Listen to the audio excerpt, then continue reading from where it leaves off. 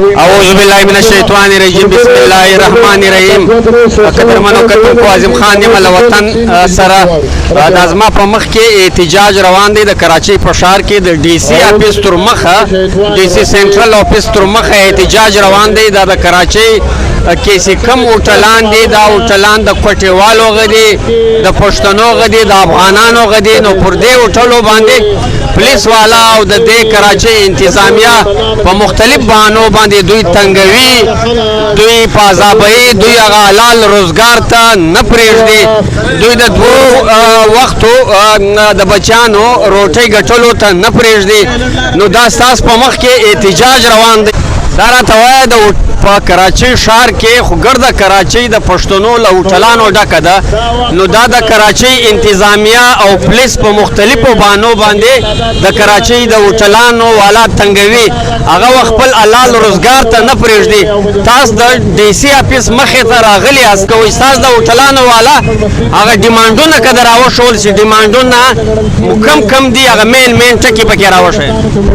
مننه اعظم خان جایز ډیمانډونه دي موږ د سنټرل ډي سي څخه دا غوښتنه کوو موږ وایو که چیرې قانون به د ګورو دپاره وي چونکې په مارکیټ کې 100 دوکان وي چا د ګرسۍ دوکان دی چا د جلو دوکان وي د کے ایم سي او د ډي ایم سي پر 2 بجې باندې دغه خلاص کړي دي ډیپارټمنټونه چې هوټلان والا پورته کوي اباد مړ دی مرګري هوټل دی په لالو کې د شپې پر 2 بجې یعنې نوي کرسۍ یې جوړې وي تاڼې یو روزګار پر برابر دی په شخصي ضمانت اف آی آر کې بیا شخصي ضمانت 100,000 1,000 دا ځای اخلي ما دا مجلس واورېدی چې ځننه د ډي سي صاحب له طرفه یو کس راغی هغه دا مجلس وکړی چې 3-4 کسانو کمیټۍ جوړه کړې کمیټۍ موږ ته راولږاسته چې موږ له تاسو سره مذاکرات وکړو که دا مذاکرات ناکامه سو تاسو به بیا څه کوئ مننه عظیم خان که چیرې مذاکرات کامیابه سو خو موږ د احتجاج لاس ته لاسه ختمو اخري سوال یا در باندې کوم په پاکستان کې خو مختلفې پارټیانې دي د 1973 تر عین لاندې دلته هغه پارټیانې خپل جمهوري حقوقو دپاره مظاهرې کوي مبارزې کوي ستاسو په دغه هوټل اسوسییشن کراچۍ کې تر ګردو زیاته هغه ګوند راوښیه چې له تاسو سره یې مرسته کړې ده او دا نور ګوندونه ولې پر شا دي عظیم خانه مننه دا خو چونکې سوشل میډیا دور دی دا به انشاءالله ډېر زغر د خلک بیا وویني په خلکو ډېر شعور هم شته خو لہذا موږ د چا خلاف نه یو موږ آل کراچي هوټل اسوسییشن د سیاست یو خلاصه اداره یو واري پارټي ته موږ دا ټیم دعوت ورکړی دی کور ودان دا ټیم د موږ سره د جمعیت علما اسلام کارکنان او ذمهواره کسان راغلي دي په زیاته د پښتونخوا ملي پارټي چې هغه د سنټر د ضلعې عہدیداران عظیم صاحب محمود خان صاحب چونکه حاجی اکرم صاحب او د صوبایي صدر بشیر خان مندوخیل د موږ سره په دې کې ګډون کړی دی الله دې عزت وکړي چې کوم سیاسي ګوندونه دي ما درته وویل موږ ځکه د سیاسي ګوندو بغیر زموږ اسوسییشن نشي چلېدلی उधर जमा करो तो देखो ये पाकिस्तान हमने मिल को चलाना है हम भी पाकिस्तानी शहरी है हम भी इस पाकिस्तान में कारोबार करते हैं हमारा से इतना नारवा सलूट हो रहा है अगर हम किसी अफसर से बात करते हैं थोड़ा तेज लीजिए में तो हमें बोलता है आप तो गैर मुल्की है तो हमें अभी तक पता नहीं पाकिस्तान है हमने तस्लीम नहीं किया है हमको पाकिस्तान ने तस्लीम नहीं किया पाकिस्तान उस वक्त से जब उस ज़मीन पे हम आबाद है जब पाकिस्तान भी बना हुआ नहीं था हम उस वक्त इस ज़मीन पे आबाद है तो ये डीसी को हम लगाम दे रहे हैं ये खाली छोटा मैसेज है जो हम लोगों को तंग न किया जाए हमें कारोबार करने दिया जाए बिस्मिल्लाहिर्रहमानिर्रहीम आप लोगों की इजाज़त से बड़े मशहूर है और इस इत्तेमाद के साथ कि इनकी आवाज़ आप आगे पहुंचाएंगे बात दरअसल ये कि रोज़ अव्वल से जो लोगों की चीख पुकार है कि यार जिस मुल्क में रहते हुए इस शहर में रहते हुए कानून जो है वो सबके लिए बराबर है दुख की बात ये अफसोस की बात ये जो मैं एक सियासी वर्कर हूँ मुझे जो इतलात आए हैं डीसी साहब के बारे में वो बड़े नामुनासिब और बड़े नाज़िबा अल्फाज जो उसने इस्तेमाल किए ख़ासकर पुख्तनों के लिए हम बिल्कुल ये क्लियर कट कहना चाह रहे हैं हम किसी भी गैर कानूनी किसी भी गैर इंसानी काम के किसी की भी हिमायत करें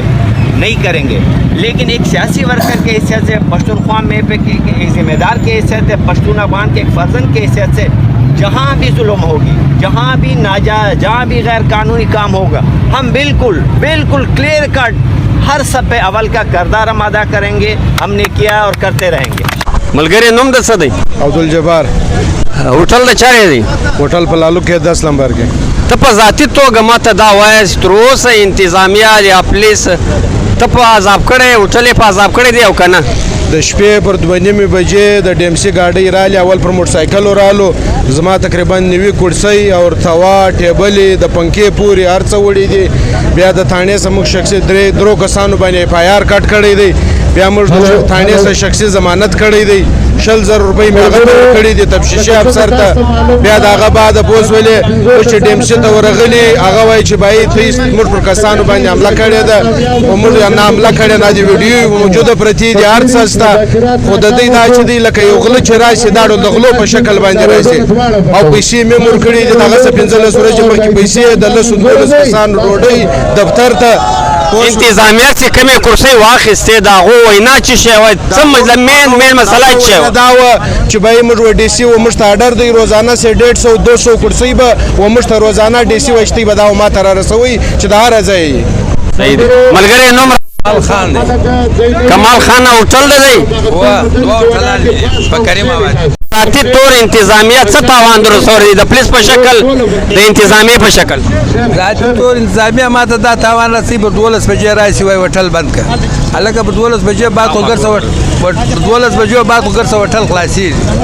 12 بجې بعد موږ کاروبار شروع کېږي، بیا د 2 بجو پورې 3 بجو پورې. وروره دا د قانون خلاف ورزي موږ نه کوو. وروره کرسۍ پر کوم ځای لګولې دي داسې راته وایي چې وروره